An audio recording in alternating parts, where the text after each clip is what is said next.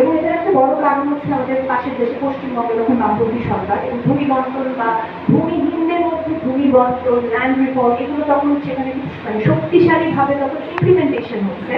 ভূমি বন্টনের আলাপ ভীষণ রকমের জনপ্রিয়, জ্যোতি বসু ভীষণ রকমের জনপ্রিয় হলেন আপনার ভূমি বন্টন করতে গিয়ে। সো এটার প্রভাব কিন্তু আমাদের একাডেমিয়াতে ছিল।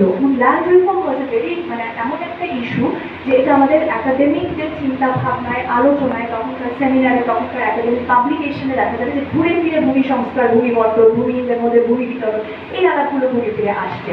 এবং বামপন্থী আন্দোলন শক্তিশালী হওয়ার কারণে এই একাডেমিয়াতে এই প্রভাবটা পড়েছিল। শুধু ল্যান্ড রিফর্ম না, তখন দেখবেন যে ইরিগেশন, সেচ ব্যবস্থা, বাঁধ ব্যবস্থা, আমার সরকারি মানে পাবলিক কলকারখানার কর্মসংস্থান, হ্যাঁ, এই বিষয়গুলো তখন আমাদের অর্থনীতিবিদদের বা আমাদের ডেভেলপমেন্ট ডিসকোর্সের মূল জায়গা ছিল। তখন আপনি দেখবেন যে আমাদের মানে রেহমান সোহালের মতো অর্থনীতিবিদ যারা ছিলেন তারা সমবায় সমিতি নিয়ে পাতার পর পাতা শত শত পাতা লিখেছেন। কোঅপারেটিভ সিস্টেম, ডেইলি সমবায় সমিতি কেমন হবে, কৃষি খাতটাকে কিভাবে আমরা রিফর্ম করবো, কৃষি খাতের যে বিপর্যয় বা কৃষকের ন্যায্য মূল্য না পাওয়ার যে ব্যাপারটা, সরকারি ক্রয় কেন্দ্র না থাকা, অর্থনীতিবিদদের চিন্তার একটা অনেক বড় অংশ জুড়ে এই বিষয়গুলো ছিল। তার মানে হচ্ছে অর্থনীতিবিদরা স্থানীয় অর্থনীতি নিয়ে তখন ভেবেছেন, কৃষি নিয়ে ভেবেছেন, বাঁধ, সেচ, ইরিগেশন, ল্যান্ড এগুলো ছিল আমাদের ডেভেলপমেন্ট ডিসকোর্সের মূল জায়গায়।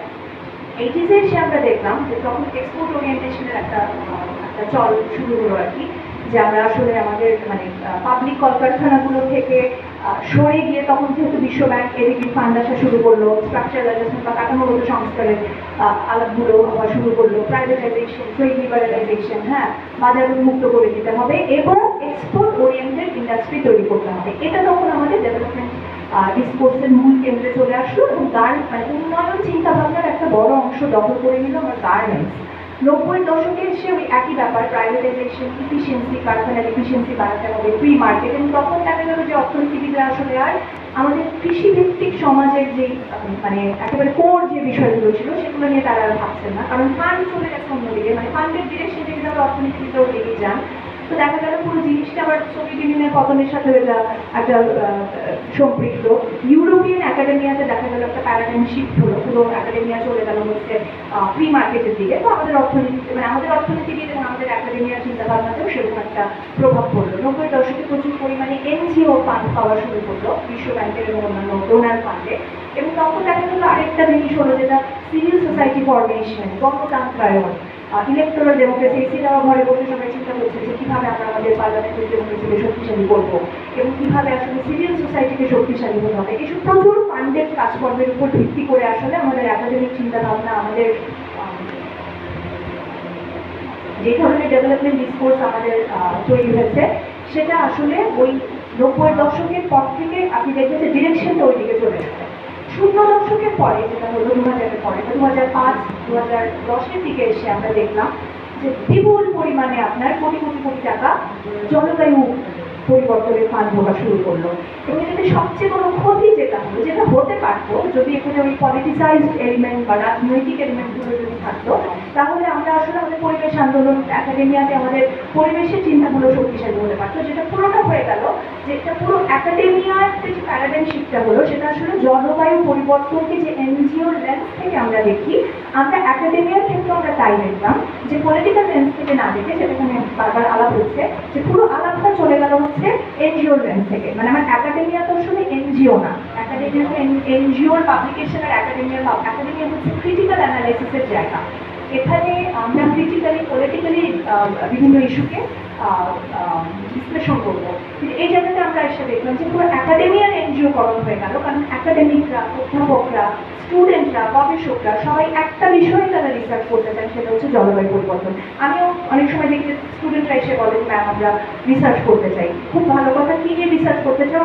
ক্লাইমেট নিয়ে, ক্লাইমেট চেঞ্জ নিয়ে। কথা হচ্ছে এত স্টুডেন্ট একসাথে সবাই ক্লাইমেট চেঞ্জ নিয়ে কেন রিসার্চ করতে চায়? ব্যাপারটা খুবই অদ্ভুত, কারণ বাংলাদেশের সমস্ত পরিবর্তনের জন্য জলবায়ু পরিবর্তন দায়ী নয়। জলবায়ু পরিবর্তন একটা অনেক বড় প্রবলেম, এটা লেন্সটা অনেক বড়, কিন্তু যখন একটা একাডেমিয়াতে এরকম একটা পরিস্থিতি তৈরি হবে যে ডিপার্টমেন্টগুলো, সেটা আপনি ইকোনমিক্স ডিপার্টমেন্ট হোক, আরবান প্ল্যানিং হোক, পলিটিক্যাল সায়েন্স হোক, জিওগ্রাফি হোক, এনভায়রনমেন্টাল সায়েন্স হোক, সবাই আপনার জলবায়ু পরিবর্তন নিয়েই তারা গবেষণা করছে। এর বাইরে বাংলাদেশের কোনো ধরনের কোনো সমস্যা তাদের চোখে পড়ে না। It is a very big problem, এটা একটা ডেঞ্জারাস সিচুয়েশন যেটা বাংলাদেশ গত 10-15 বছর ধরে আমরা এই পরিস্থিতির ভিতর দিয়ে যাচ্ছি।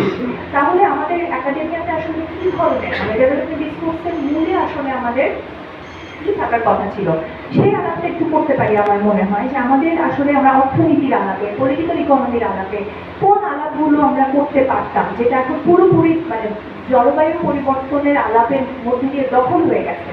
আমাদের আলাপগুলো হওয়া উচিত ছিল আমাদের কাঠামোগত সমস্যাগুলো নিয়ে, এবং সেটা কিন্তু জলবায়ু পরিবর্তন, পরিবেশ দূষণ, বনভূমি ধ্বংস, এগুলোর বাইরের কোনো আলাপ না, সবকিছু কিন্তু একটা একটার সাথে কানেক্টেড বা সম্পৃক্ত।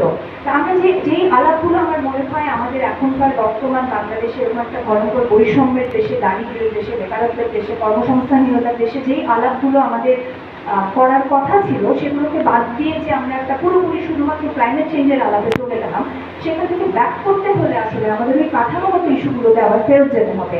যে